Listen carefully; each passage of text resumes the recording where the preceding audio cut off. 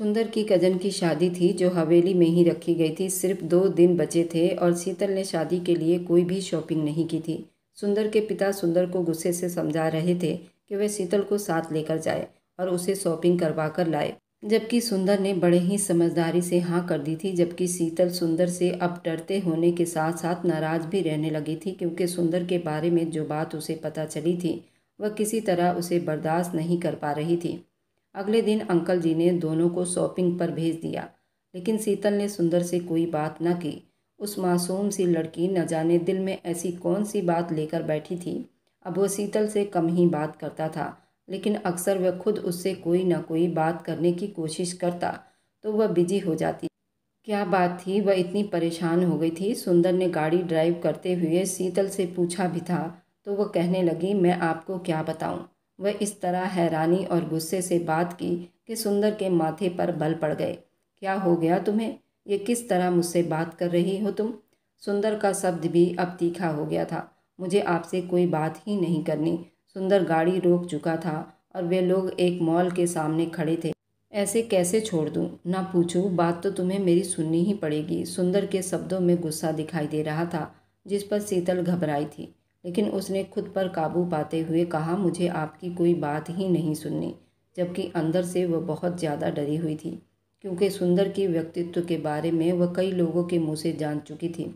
उसके रौब और घमंड और दबदबे से बड़े बड़े लोग घबरा जाते थे, और वह तो फिर भी मासूम सी लड़की थी, मगर ऊपर से वह दिखा रही थी कि वह बहुत बहादुर है। सुंदर की नज़रें चील की तरह तेज थी, जैसे कोई भी बात छुपी नहीं रह सकती थी।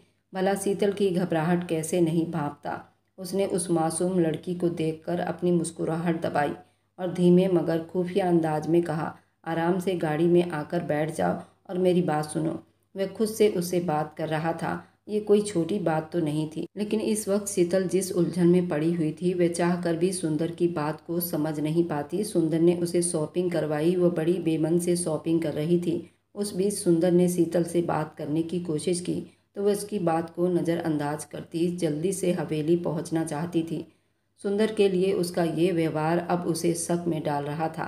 हवेली आते ही अपने कमरे में बंद हो गई थी, जबकि सुंदर भी चुपचाप अपने कमरे में चला गया। रात को खाने के वक्त सब लोग डाइनिंग टेबल पर मौजूद थे। जब सुंदर ने एक नज़र सबको देखा, फिर उसने गला खंगारते हुए अपने बाप को देखा। पापा जी, मैं यहाँ अपना बिजनेस अच्छे से संभाल रहा हूँ, लेकिन बिजनेस को और ज़्यादा बढ़ाने के लिए मुझे विदेश जाना पड़ेगा। मैं आपसे परमिशन चाहता हूँ। अगले महीने मेरी फ्रांस के एक कंपनी के साथ मीटिंग है और उसके बाद मैं फ्रांस में भी अपनी एक ब्रांच खोलना चाहता हूँ। आप मुझे परमिशन दे दो। सुंदर ने बड़ी आराम से और बड़ी प्यार से ये बात सबके सामने रखी थी, जबकि शीतल ने खीर का चम्मच जो मुंह में डाल रही थी यूं लगा जैसे उसके गले में ही अटक गई हो। सुंदर की माँ तो दिल ही दिल में बड़ी खुश हो चुकी थी कि उनका बेटा उस लड़की से दूर जा रहा था। अंकल जी ने शीतल की तरफ देखा, जिसका चेहरा फीका पड़ चुका था, जबकि वह अपने उस अड़ियल और घमंडी बेटे को मना भी कर सकते थे, क्योंकि अपनी बात सिर्फ बताता नहीं था, वह करके दिखाता था, और जब वह बोल देता था वह ज़रूर करता था। इसी वजह से उन्होंने हामी भर ली थी। शीतल ने खाना वहीं छोड़कर खड़ी हुई। अंकल जी के साथ साथ सब ने उसका यूं खाना छोड़कर जाना महसूस किया था, लेकिन वह उस वक्त किसी को कुछ भी कहने की हालत में नहीं थी, इसलिए सबसे माफ़ी मांगते वहाँ से चली गई। उसके बाद 2 दिन तक शीतल और सुंदर के कोई आमना सामना नहीं हुआ। कल रात ही शीतल ने अपने आइडिया के तहत सुंदर को अपना बना लिया था। उसे अब विश्वास था कि अब सुंदर उसे कभी छोड़कर नहीं जाएगा, लेकिन ये उसके दिमाग का फितूर था। सुंदर जो सुबह बड़े ही जोरों शोरों से तैयार होकर घर से निकला था, अब रात के 2 बज रहे थे, अभी तक घर वापस नहीं आया था। शीतल को रह रहकर ख्याल आ रहा था वह उसे छोड़कर जा चुका है। उसे उसकी वह मुस्कुराहट याद आई तो उसे अपना जिस्म आग की लपेट में महसूस हुआ था। तो क्या वह उसका फ़ायदा उठाकर उसे छोड़कर जा चुका था? ये सोच आते ही वह फूट फूट कर रोने लगी थी, और फिर वह रोते रोते न जाने कब नींद की लपेट में आ गई थी। उसकी आंख अलार्म की आवाज़ से खुली थी। उसने मंदी मंदी आंखें खोलकर अलार्म बंद करने की कोशिश की और अलार्म को बंद भी कर दिया था। अलार्म की आवाज़ से उसकी नींद भग से गायब हो गई थी। बेड के साइड टेबल पर बल्ब ऑन करके वह कंबल से निकली और बेकाबू ही उसे बहुत ज़्यादा ही सर्दी का एहसास हुआ। ठंड का महीना चल रहा था, जिसकी वजह से मौसम में बहुत ज़्यादा ठंडाई आ गई थी। उसने कंबल दूर फेंका और खुद उठने की कोशिश की। रो रो कर उसकी आंखें भी दुखने लगी थी। वह जैसे ही खड़ी हुई तो उसे और ज़्यादा ठंड का एहसास हुआ। उसने खुद पर एक नज़र डाली तो उसे अपने जिस्म पर शॉल की कमी महसूस हुई। कल रात का एक एक मंजर उसकी आंखों के सामने घूमने लगा। उसे अपने ही जिस्म से नफरत सी महसूस होने लगी। उसने अपनी ओढ़ी हुई साल ढूंढने की कोशिश की। उसे ज़्यादा मेहनत करने की ज़रूरत नहीं पड़ी थी, क्योंकि उसे अपने तकिए के पास ही मिली थी।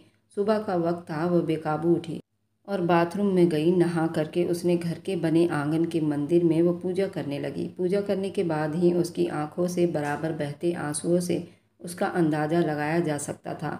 जो ही उसने प्रार्थना के लिए हाथ उठाए, आंखों से उमड़ता आंसू उसके आंखों से सिमट कर उसके गालों और उसके होंठों को बहुत भिगो रहे थे कि शादी से पहले ही वो क्या करके बैठी थी। जिस आदमी से उसे बचपन से मोहब्बत थी, वही आदमी उसको बेमोल करके जा चुका था। कितनी बड़ी गलती कर गई थी। उसने तो ये सब अपने होने वाले नंद के कहने पर किया था। अगर वह ये सब करेगी तो उसकी शादी जल्दी हो जाएगी और फिर उसका सुंदर उसे छोड़कर कभी नहीं जाएगा। लेकिन सुंदर ने तो उसका मान तोड़ दिया था। उस बेसहारा छोड़कर जा चुका था। शीतल को अपने जिस्म से घिन आने लगी थी। उसका बस नहीं चल रहा था कि वो अपने जिस्म को आग लगा दे।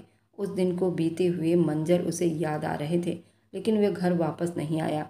अंकल जी ने शीतल की उदासी महसूस की तो उसको समझाने लगे कि वह पहले भी अक्सर यूं ही दोस्तों के साथ कहीं न कहीं घूमने चला जाता था। तुम जानती हो, उसकी आदत यूं ही है, बिना बताए चले जाना। तुम फिक्र मत करो, वह जल्दी ही वापस आ जाएगा। अंकल जी ने उसे बहुत तसल्ली देते हुए कहा, लेकिन वे जानती थी वह उसे छोड़कर जा चुका है। अब वो कभी वापस नहीं आएगा। वो पूरे घर में टूटी टूटी सी फिर रही थी। घर के काम काज न उसने पहले कभी किए थे और ना ही अब कर रही थी। वह फिर भी सुंदर के मौजूदगी में उसके काम काज करने लगी थी, लेकिन अब फिर से वह सब कुछ छोड़ चुकी थी। विकास और राम खिलावन ने जब पार्वती से पूछने की कोशिश की कि सुंदर कहाँ है, तो उन्होंने नाम में सिर हिलाया और कहा कि मुझे इसकी कोई खबर नहीं। और ये उनके लिए कोई खास बात नहीं थी, क्योंकि वह पहले भी ऐसे ही बिना बताए कई कई दिन हवेली से गायब रहता था। हाँ, लेकिन ये था कि वह उन्हें खबर करके बता दिया करता था कि वह कहाँ जा रहा है। लेकिन इस बार उसने किसी को भी कुछ भी बताना जरूरी नहीं समझा। शीतल पिछले कई दिनों से बहुत दुखी दुखी फिर रही थी। वह खुद ही नहीं समझ पा रही थी, आखिर सुंदर उसे अकेला छोड़कर कहाँ जा सकता है। क्या उस रात की वजह से वह उसे ऐसे ही छोड़कर चला गया है? वक्त का काम है गुजर जाना, और वह धीरे धीरे गुजरता ही जा रहा था। अब 1 महीने होने को आए थे। शुरू में तो सबको लगा सुंदर कहीं गया हुआ है, जरूर बात करेगा। फिर कुछ दिन बीत जाने के बाद सबको परेशानी हुई। जब कोई खबर न हुई, वह उससे पहले भी कई महीने गायब हो जाता था। फिर वापस आता और कहता कि पहाड़ों में प्राकृतिक के सुकून के लिए गया था, किसी से बात नहीं करना चाहता था। उसके इस आदत की वजह से सबको भी आदत हो चुकी थी। वो महीने से ऊपर कहीं रुकता भी तो नहीं था। अब जब महीने से ऊपर का टाइम हो गया तो सबको परेशानी ने घेर लिया था। अब उसे तलाश करने लगे, लेकिन किसी को पता चला था, और सबसे ज़्यादा शीतल परेशान थी, जो उसके प्यार की निशानी को अपने कोख में लिए पाल रही थी। अब शीतल को अपनी हालत बुरी होती महसूस हो रही थी। उसे अब अक्सर ही चक्कर आना शुरू हो चुके थे। उसके सर में अजीब सा दर्द रहता था। उसने आज से पहले कभी इस तरह का थकावट महसूस नहीं की थी जितनी वह इन दिनों में कर रही थी। अपने इस हालत की उसे खुद भी समझ नहीं आ रही थी, और उस वक्त हवेली में उसका कोई भी ऐसा सहारा या दोस्त नहीं था जिसे वह अपनी समस्या के बारे में बता सके, क्योंकि उसकी नंद जो उसकी दोस्त थी वह भी शादी करके अपने घर जा चुकी थी और वह उस वक्त अपने पति के साथ हनीमून पर गई हुई थी। अंकल जी के अलावा वह किसी से बात नहीं कर सकती थी, लेकिन न जाने क्यों शर्म महसूस हो रही थी कि वह ये बात अंकल जी को नहीं बता सकती थी। पार्वती का व्यवहार उसके साथ दिन ब दिन बहुत ही बुरा होता जा रहा था। सबके सामने तो वह उसके साथ बहुत प्यार से रहा करती थी, लेकिन अकेले में उसे नफ़रत भरी निगाहों से देखा करती थी। उनकी उस नफ़रत की वजह से वह खुद भी जानती थी और उसे परवाह भी नहीं थी। लेकिन अब शीतल की हालत दिन ब दिन बिगड़ती जा रही थी, और अब तो हालात ऐसी थी उसे उल्टियाँ आनी शुरू हो चुकी थी। वह सबसे छुप छुप कर अपने कमरे में ही रहा करती थी। जब भी उसे महसूस होता कि उसकी तबीयत खराब हो रही है, तो वह जल्दी से पहले अपने कमरे में जाकर छुप जाती। उसे ऐसा लग रहा था जरूर हालत वैसे ही है, वह ये सब कुछ अकेले बर्दाश्त नहीं कर सकती थी। इसी वजह से वह अपना वक्त रो रो कर बिताने लगी थी। सुंदर पर उसे बहुत गुस्सा आने लगा था। उसकी हालत ऐसी हो चुकी थी, वह अब और ज़्यादा इस बात को छुपा नहीं सकती थी। जैसे तैसे करके वह दिन बीतते जा रहे थे, महीने बीत चुके थे। अब उसके दिन ब दिन हालत बिगड़ती ही जा रही थी। उसे मेडिकल केयर की बहुत ज़रूरत थी, लेकिन वह बताती भी तो किसको बताती और कैसे बताती। वह उसे बेसहारा छोड़कर पता नहीं कहाँ गायब हो गया था। अब उसे अपनी गलती का एहसास हुआ था। उस रात जब वह सुंदर के कमरे में गई थी और सुंदर ने उसके साथ वह सब किया था, जिसमें शीतल खुद शामिल थी, और शीतल भी यही चाहती थी कि मैं अपनी खूबसूरती से और अपनी मोहब्बत से उसे कैद कर लूँगी तो ये कहीं नहीं जाएगा और ये मेरा हो जाएगा। उस रात उसने अपने जिस्म को उसके हवाले कर दिया था, और सुंदर ने भी उस खूबसूरत लड़की को सारे पर्दे से आज़ाद करके उसे अपनी बाहों में भरकर उसके साथ अपनी सारी दूरियों को मिटा चुके थे। वे दोनों सारी रात उसी में लगे रहे। सुंदर भी पूरी रात उसको सोने न दिया था। शीतल भी अपने आप को उसे सौंप चुकी थी। वह सारी रात उसके बारे में सोचती थी। उस रात के बाद उन लोगों ने कई बार एक दूसरे के साथ शारीरिक संबंध बनाए थे। अब तो घर वालों को भी सुंदर की तरफ से चिंता सताने लगी थी। वे लोग बराबर उसका नंबर मिलाकर पूछताछ कर रहे थे, लेकिन उनके एक दोस्त ने जो बात उन्हें बताई, उन्होंने सबको हैरान कर दिया। उसके दोस्त ने बताया कि शायद वो फ्रांस जा चुके हैं, क्योंकि वह जब आखिरी बार मिला था तो वह फ्रांस जाने की बात ही कर रहा था, क्योंकि यहाँ सब उसको वहाँ जाने से मना कर रहे थे। जबकि ये खबर सुनकर जहाँ सुंदर की माँ बहुत खुश हुई थी, वहीं शीतल को लगा पूरा आसमान उसके सर पर आकर गिरा हो। उसके पैरों तले से ज़मीन निकली थी और वह चीख मारकर ज़मीन पर रो पड़ी थी। वह विश्वास ही नहीं कर पा रही थी कि सुंदर उसे छोड़कर जा चुका है। बस एक रात की वजह से ये खबर सुनते ही उसका सर घूमा था और वह सुन्न होकर ज़मीन पर गिर गई थी, और वहीं आंगन के फर्श पर जाकर सर लगा। और उसके यूं अचानक बेहोश हो जाने पर अब सभी बुरी तरह से परेशान थे। अंकल जी जल्दी उसे डॉक्टर के पास ले गए थे। कुछ ही देर में वे लोग डॉक्टर के पास पहुंच चुके थे। ये उनकी फैमिली डॉक्टर थी, जिसने शीतल का चेकअप किया था। लेकिन चेकअप करने के बाद जो बात उन्हें पता चली, इस बात में हवेली वालों पर जैसे आसमान गिरा दिया था, क्योंकि राकेश और राम खिलावन भी उस वक्त वहाँ पर मौजूद थे। डॉक्टर के मुंह से निकलने वाले शब्द सुनकर सब लोग अपनी अपनी जगह से उठ खड़े हुए।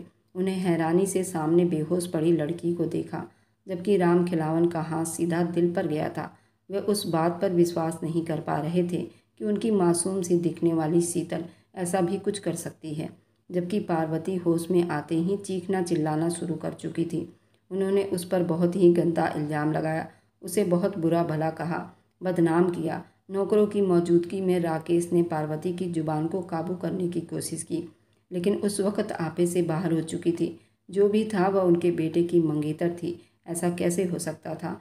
वह किसी और के बच्चे की माँ बन जाती, क्योंकि उनका बेटा तो 4 महीने से घर पर ही नहीं था। ऐसे कैसे मुमकिन था? सब लोग शीतल के होश में आने का इंतज़ार कर रहे थे। करीबन 5 घंटे के बाद शीतल होश में आई थी। उसने अपना सर चकराते हुए पाया। जैसे ही उसने अपनी आंखें खोली तो अपने आसपास इतना भीड़ देखा। हवेली वालों को अपने पास देखकर उसे किसी अनहोनी का एहसास हुआ। उसने उठने की बहुत कोशिश की, लेकिन एक बार फिर से सर चकरा गया, जिसकी वजह से उसका सर खुद ब खुद बेड पर मौजूद तकिए पर जा गिरा था। उसने अपने सर को दोनों हाथों में थामा, जबकि पार्वती, जो कब से चुप खड़ी थी, जल्दी उसके तरफ लपकी और उस बेचारी के मुंह पर जोरदार थप्पड़ दे मारा। जबकि शीतल बेकाबू होकर अपने चेहरे पर हाथ रखे अपनी आंटी को देख रही थी। ये उसकी ज़िंदगी में पहला थप्पड़ था। आज से पहले किसी ने उसे हाथ तक नहीं लगाया था, उसे डांटा तक नहीं था। आज वह किस दोराहे पर आकर खड़ी हुई थी। सच सच बता, किसका पाप है तेरे पेट में? किसके साथ तू अपना मुंह काला करके बैठी है? हमने तुझे इस हवेली में रखा, हर तरह के ऐश आराम दिए। मेरे पति ने तुझे अपने सर आंखों पर बिठाया। तूने मेरे बेटे को छीन लिया, मेरे बेटे को मुझसे दूर किया। वह तेरी वजह से इस हवेली से दूर भागता है। तुझे किसी के इज्जत का ख्याल नहीं आया। मेरे बेटे की मंगेतर होकर तूने इतना बुरा काम किया। मेरे बेटे की जगह तूने किसी और को दे दी। बता, किसका पाप है? बोल, किसके साथ रातें बिता रही थी? बोल, वरना आज मैं तेरा खून ही कर दूंगी। पार्वती आपे से बाहर होती बराबर उस पर चीख रही थी, जबकि बाकी सब चुप ये सब तमाशा देख रहे थे। आंटी, मैंने कोई पाप नहीं किया, ये बच्चा सुंदर का ही है। कांपती आवाज़ में उसने बताया, झूठ मत बोलो, किसी और का पाप मेरे बेटे के सर पर मत डालो। मेरा बेटा तो पिछले 4 महीने से घर से गायब है, ये बच्चा कहाँ से आ गया? और सुंदर तो तुमसे ठीक से बात तक नहीं करता, ये सब कैसे कर सकता है? इतना बेवकूफ़ नहीं मेरा बेटा कि शादी से पहले ऐसे काम करे। शीतल को लगा सब उसकी तरफ से बोलेंगे, उसका साथ देंगे, लेकिन सभी चुप बैठे थे और पार्वती के मुंह में जो भी आ रहा था वो बोलती जा रही थी, उसको सुनाती जा रही थी। अब शायद उसके दिल में शक पैदा हो रहा था, कोई भी कुछ बोल नहीं पा रहा था। सबको चुप देखकर उन्होंने शीतल का हाथ पकड़ा और उसे लिए नीचे की तरफ चल पड़ी। उसे घसीटते हुए ले जा रही थी। इससे पहले कि वह उसे घसीट कर ले जाती, अंकल जी ने पार्वती को रोकना चाहा तो वह राकेश अंकल पर भी चिल्ला पड़ी थी। उनका कहना था, ये सब तुम्हारी वजह से ही तो हुआ है। तुमने अपने मरे हुए दोस्त के लिए मेरे बेटे की ज़िंदगी बर्बाद कर दी है। इस लड़की का लक्षण मुझे पहले से ही अच्छा नहीं लगता था और अब बात साबित हो गई है तो ये इस घर में नहीं रह सकती। आपने हमेशा हर फैसला मेरी मर्जी के खिलाफ लिया है। मेरे इकलौते बेटे की मंगनी इस लड़की से करवा दी, लेकिन अब नहीं। अब इसका किरदार सबके सामने है तो मैं इसे अब यहाँ नहीं रहने दूंगी। ये जाए उसी के पास जिसका पाप लेकर अपने कोख में फिर रही है। पार्वती ने राकेश और राम खिलावन को वार्निंग देते हुए कहा और एक बार फिर से घसीटते हुए शीतल को दरवाजे तक लाई और जोर से धक्का दिया। निकल जा मेरे घर से। शीतल लड़खड़ाते हुए गिरने को थी, तभी सामने से एक भारी भरकम 6 फीट का नौजवान उसको संभालते उसको खड़ा किया। उसकी हालत देखकर वह गहरे सदमे में चला गया। फटे हुए होंठ, उजड़े बाल, उसके हालत पर तरस आ रही थी। सुंदर की आंखें पल भर में आग उबलने को थी। उसने आश्चर्य से अपने घर वालों को देखा था जो उसके ना रहने पर उसके साथ क्या कुछ कर रहे थे, जबकि शीतल अपनी जगह सुन खड़ी थी। भला वह उस खुशबू को कैसे न पहचानती। सुंदर ने जल्दी शीतल को सीधा किया, अपनी जैकेट उतारते उस पर लपेट दिया और फिर उसने उसे अपने सीने में छुपा लिया। जबकि ये मंजर देखकर हवेली में सबके पैरों तले से जमीन निकली थी। सुंदर 4 महीनों के बाद घर लौटा था। सभी उसे देखकर हैरान परेशान थे और बहुत कुछ पूछना चाहते थे वह कहाँ था। और सबसे बुरा हाल तो पार्वती का था, क्योंकि पार्वती ये सब कुछ जानती थी। जानती तो शीतल भी थी, लेकिन पार्वती के खिलाफ जाने की उसमें इतनी हिम्मत नहीं थी। वह शोभा के शादी के बाद से ही सब कुछ जान बैठी थी कि पार्वती के मन में ऐसा कुछ चल रहा है, लेकिन उसमें इतनी हिम्मत नहीं थी कि वह पार्वती के खिलाफ किसी को कुछ भी बोलती। पार्वती घर में सबसे बड़ी थी, उसकी सभी बहुत इज्जत किया करते थे। इसी डर ने उसे अपनी जुबान न खोली थी और वह बहुत परेशान रहती थी। अब जब सुंदर ही वापस आ गया तो सारा खेल ही खत्म हो गया था। उसने पहले शीतल को तसल्ली दिलवाया कि वह आ चुका है, उसको अब कोई कुछ नहीं कर सकता, बल्कि जख्मी शेर की तरह दहाड़ा था। जबकि इस दहाड़ पर उसके दिल कांप उठे थे। वह जख्मी शेर बनकर आंखें लाल किए सबको घूर रहा था, जबकि राम खिलावन पार्वती को घूर रहे थे, जिन्होंने उनकी मासूम बच्ची पर हाथ उठाया था। उनका बस नहीं चल रहा था, वह उनका हाथ ही काटते। शीतल तो उसके सीने में छुपी हुई थी। सबके सामने उसने ये स्वीकार कर लिया कि मेरी होने वाली पत्नी है और मैं बहुत जल्द इससे शादी करने वाला हूँ, और जो ये बच्चा है वह भी मेरा है। इस बात पर सबको जोरदार झटका लगा था। लेकिन तुम जानते भी हो इस लड़की ने क्या किया है। पार्वती ने अभी उसकी बात नहीं सुनी। उसने अपने मुंह से स्वीकार कर लिया है, ये बच्चा मेरा है।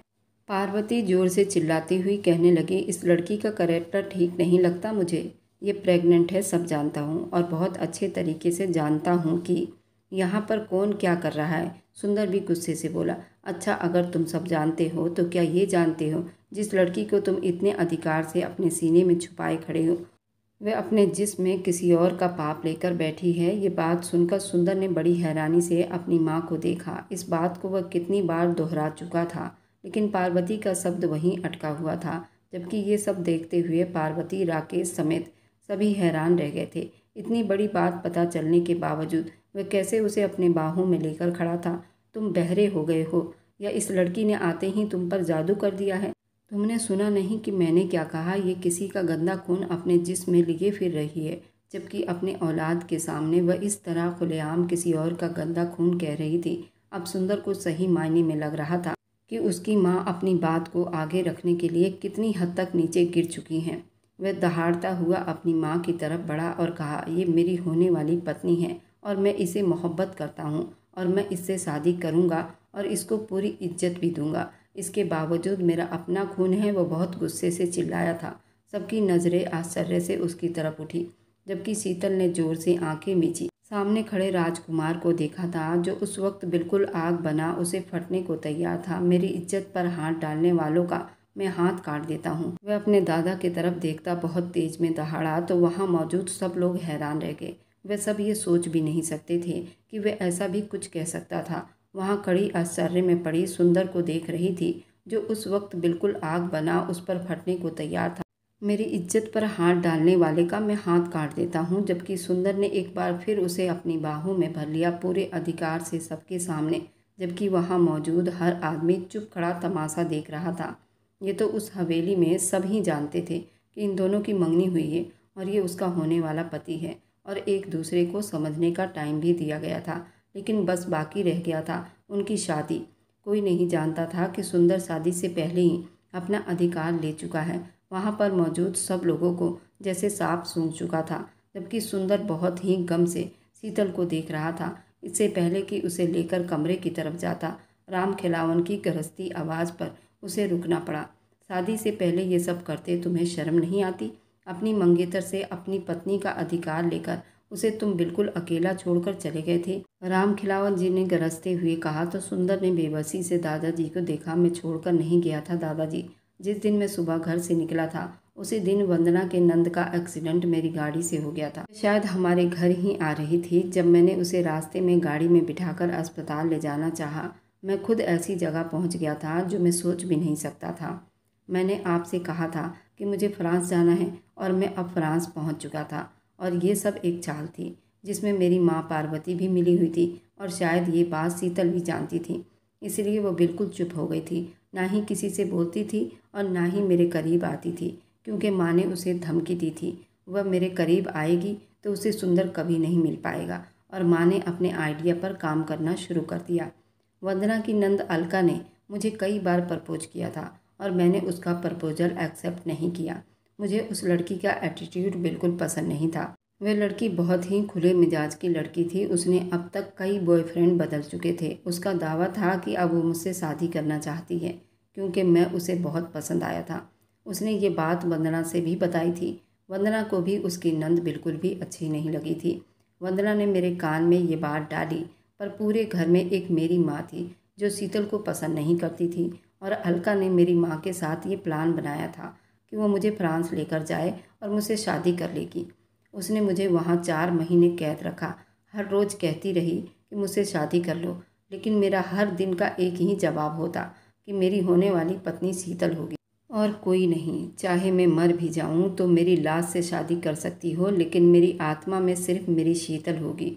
जब माँ को ये बात पता चली कि मैं किसी कीमत पर भी अलका से शादी नहीं कर रहा और यहाँ पर भी ये सब हो चुका था, सबको पता चल चुका था शीतल प्रेग्नेंट हो गई है, तब माँ ने और अलका ने दोनों ने शीतल को रास्ते से हटाने का प्लान बनाया।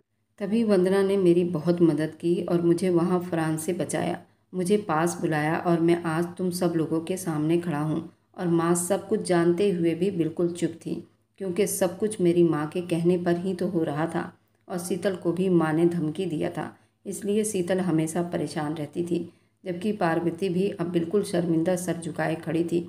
इससे पहले कि सुंदर शीतल को लेकर जाता, पार्वती ने बड़ी प्यार से शीतल से माफ़ी मांगी और उन्होंने सुंदर से वादा किया था कि वे शीतल को अपनी बहू स्वीकार करती हैं और उसका पूरा ख्याल रखेंगी। बस मैं उनसे दूर ना जाऊं। राकेश और राम खिलावन उसे बहुत विनती की थी, और फिर जब शीतल से पूछा गया तो वह खुद भी इस हवेली से दूर नहीं जाना चाहती थी। इसी वजह से सब लोगों की रजामंदी पर सुंदर ने हवेली में ही रहने की हामी भर ली। सुंदर शीतल को लिए अपने कमरे में चला आया और फिर कुछ वक्त के लिए उससे रिलैक्स करता रहा। और फिर उसने शीतल को एक और हकीकत बताई, जिसे सुनकर शीतल एक बार फिर से हैरान रह गई थी। सुंदर बोला तो वह आंखें फैलाए उसे सुन रही थी। उस रात तुम खुद मेरे कमरे में नहीं आई थी, बल्कि मैंने ही वंदना को कहा था कि मैं तुम्हारे दिमाग में ये सारी बातें डालूं। मेरे ही कहने पर मेरी कजन ने तुम्हें ये सलाह दी थी। मैं खुद से कभी तुमसे अपने दिल की बात न कर पाता, लेकिन तुमसे दूर भी नहीं जाना चाहता था और ये भी नहीं चाहता था कि तुम्हें खुद अपने पास बुलाऊं। और मैं तुम्हें चाहता भी था और अपनी घमंड भी रखना चाहता। इसी वजह से मैंने ही उस रात तुम्हें अपने कमरे में बुलाया था और तुम मुझे खोने के डर से भागती चली आई थी।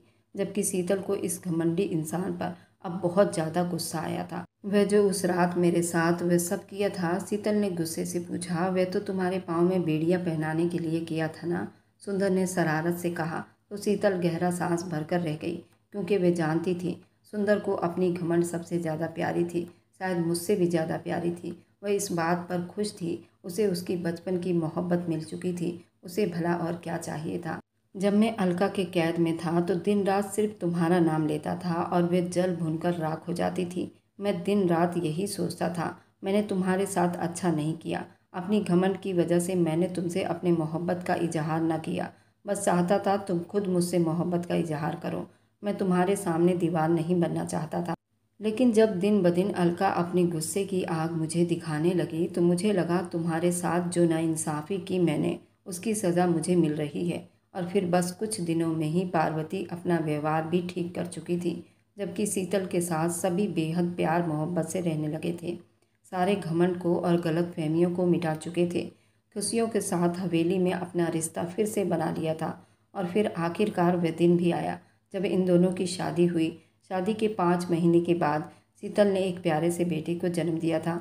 घर में बहुत ज़्यादा खुशियाँ थी, सभी बहुत खुश थे। जब अलका को सुंदर नहीं मिला तो वह आपे से बाहर हो गई। उसका ब्रेन शॉर्ट हो गया और वह अपना दिमागी संतुलन खो बैठी थी। उसे पागल खाने में भर्ती करवाया गया। वह डॉक्टर नर्स सबको ही सुंदर कहती।